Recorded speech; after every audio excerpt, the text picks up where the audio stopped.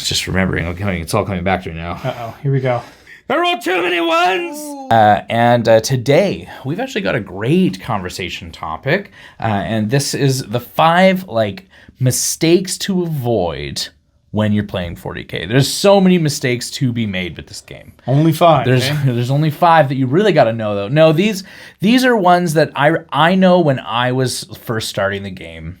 These were mistakes that I really wish were explained to me, talked about, and things I kept in mind as I was learning to play, maybe not just super competitively or at tournaments, but just more like friendly competitively with my friends. I wish that these were explained, and so we're going to explain them now. There are mistakes that I still make today. They are occasionally you just get caught up in it, and your mind isn't in the right spot. Yeah, you're just trying to play a game, or you're 6 games in at a tournament, and you start to lose your mind.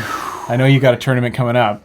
Oh yeah, and you kind of forget what you're supposed to be doing, which is focusing on getting those points. On round 5. Round 5 is brutal. Yeah. Right? Oh. If you like what Ian and I are doing here at Hyperspace Hobbies, please subscribe, comment. And if you think to yourself that there's a 40K playing mistake that gets made all the time and should be talked about, toss it down in the comments section and join in on the 40K conversation. Alrighty, so this first one. Now we have calibrated all these mistakes into 5 super mistakes. Hours of work. Yeah. Sifting through all the mistakes that we've made over our long careers as 40K players. Storied, some would say. Yeah. The first one is CP. Only trade CP for VP. Okay, that's not 100%, but that's a great point that I make all the time. Is 100%.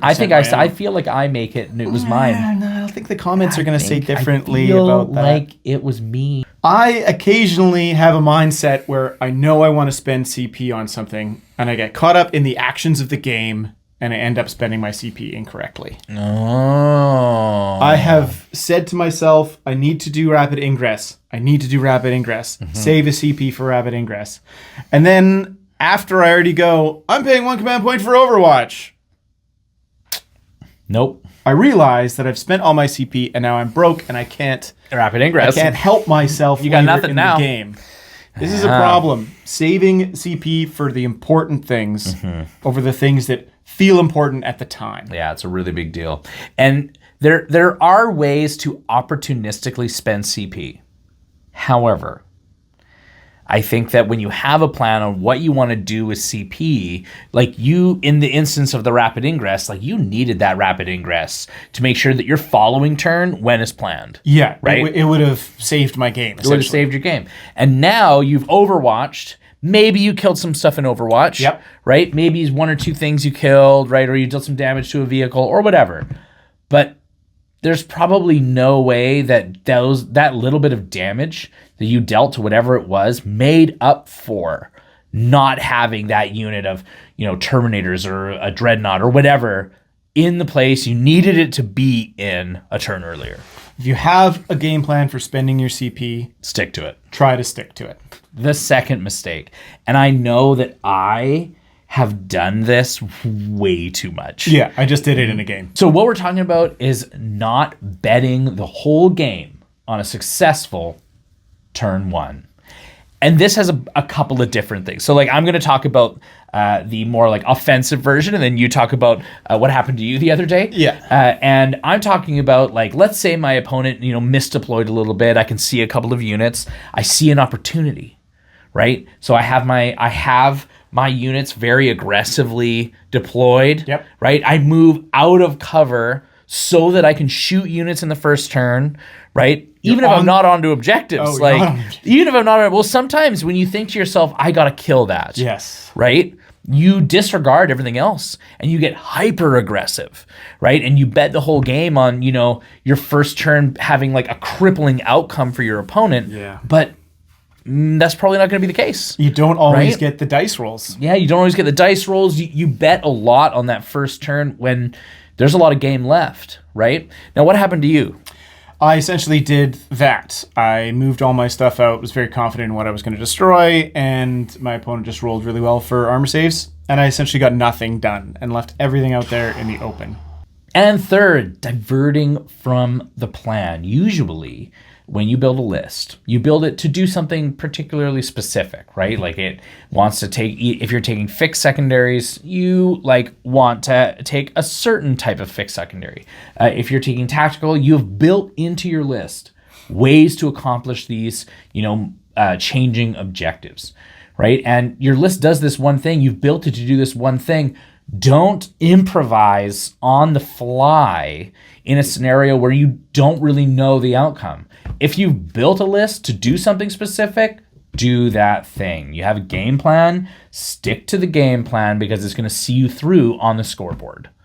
I have a bit of a different opinion on this. I do agree to that to an extent, but I like the switching up the game plan once you see what your opponent's list is and knowing some strats and some abilities that they have. I feel like thinking on your toes can get you further in a game. Let's say, for instance, they reserve a whole bunch of things or they have a bunch of things that can go up and down. That might change your game plan as opposed to you knowing, I like to push forward on turn 2, own the objectives, and then I deep strike in, let's say, Terminators or something to back that whole unit up. You might have to go, I want to stay cagey and block out my deployment zone because I know they've got a bunch of reserve style things coming down.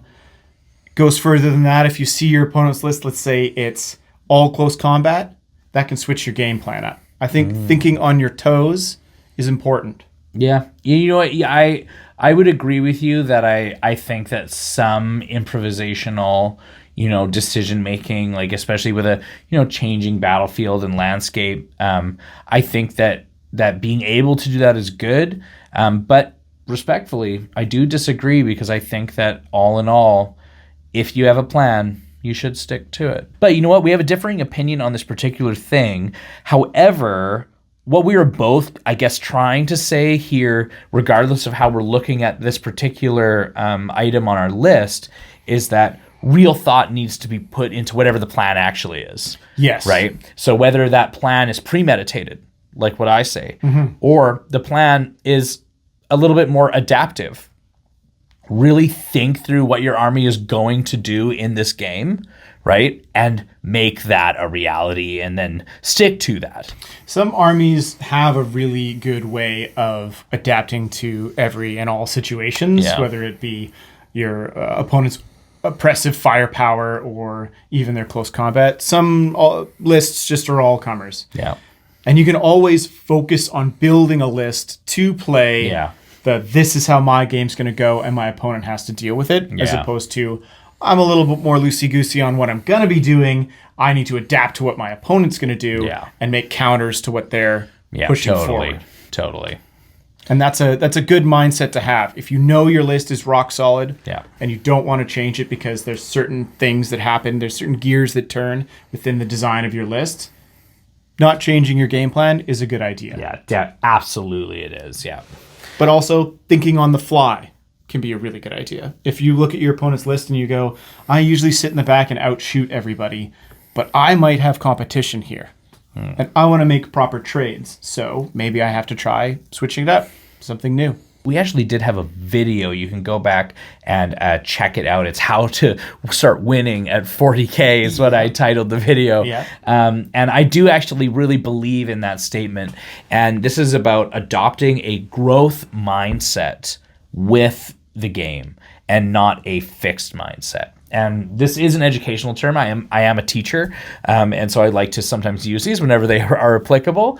And what that means is that when you have a fixed mindset, it means that you believe in like predetermined outcomes. Things like, I can never win against Grey Knights or Eldar or whatever other boogeyman is haunting the meta. My army can't do insert blank, so I won't try, right? Or, there's nothing else my army can even think to do about winning except for, and it's usually something that's usually not great, like, only make 9-inch charges to win. Right? Something like that. Or I can only win if I make 9-inch charges out of deep strike. Yeah, I can only win that way. Yeah. Or I can only win by sitting in my deployment zone and shooting with all the strongest guns I have. Right? Or I can only win by insert blank, whatever it is.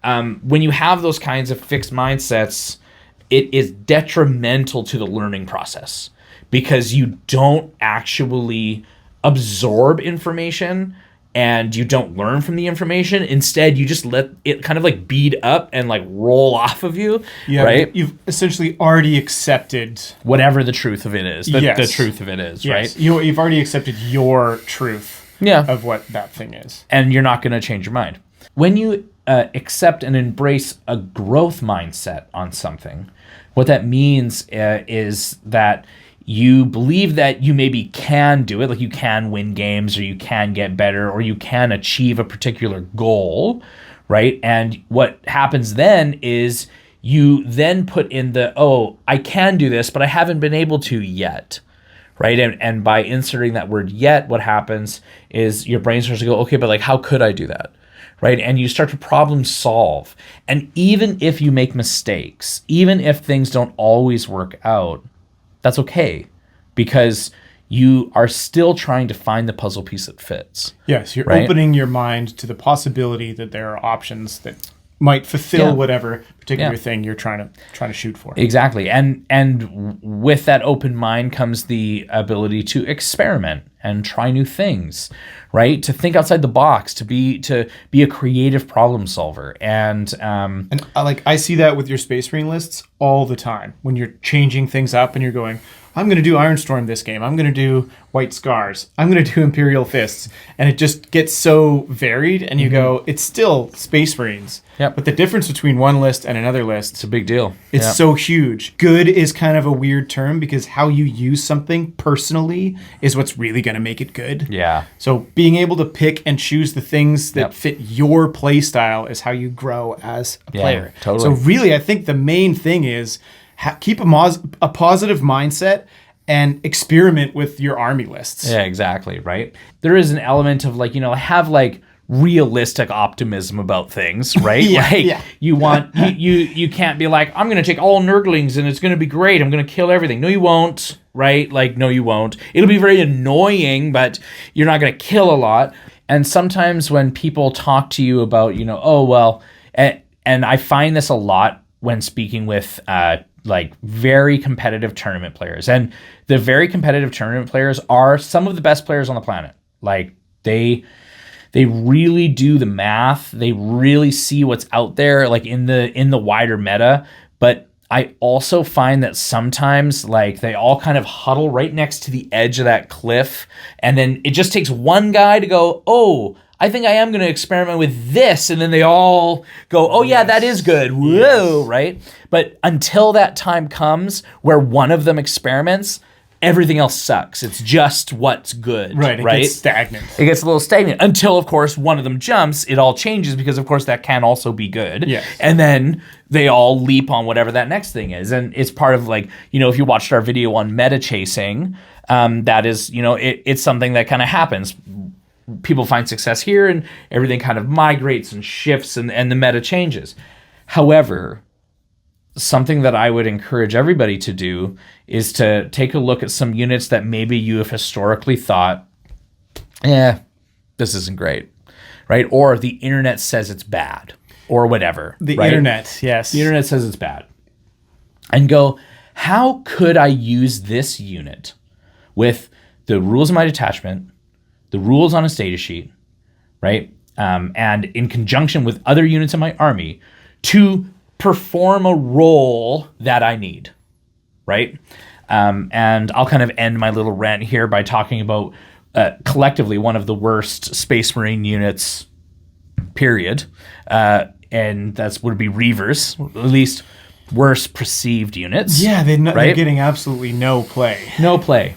However, actually really funny in a Vanguard detachment list, because if you put them with a lieutenant in Phobos armor, what happens is you can deep strike them because you can buy them the little fins, right? Or they can move, shoot. The lieutenant tells them to move again, right? And because they're in Phobos armor and because the little flaps give them deep strike, you can lift 2 Phobos units, so you can lift them both up. And because they go into strategic reserves, but because they have the deep strike keyword, they can now come in deep strike, right? And versus a squad of scouts that has a very similar ability, now you're talking about Reavers, though, that have 3-up saves, a character with them, right? They're okay in close combat if they really have to go there, but really you're using them just to accomplish objectives and be hella annoying. Just how to make a unit that's not getting a lot of play actually work. And them with the character is like 130 points. Yeah, that's pretty cheap. That's cheap, right? So these are some of the mistakes that we think are kind of key for unlocking, just thinking about the game a little bit differently, right? And so we're talking about save those CP, stick to the plan. Don't get too aggressive on turn one. Don't bet the whole game on that. Stick to the plan, or be adaptive. Be adaptive, right? Bottom line, make sure you have a real plan. Yes. If your plan is to be adaptive, stick to that plan. If your plan is to stick to the plan, stick to that plan. But have a plan. And then after that, make sure that you adopt a growth mindset and make sure that you are learning from every single one of your games. From all of us here at Hyperspace Hobbies, this is Steve and Ian saying a good night.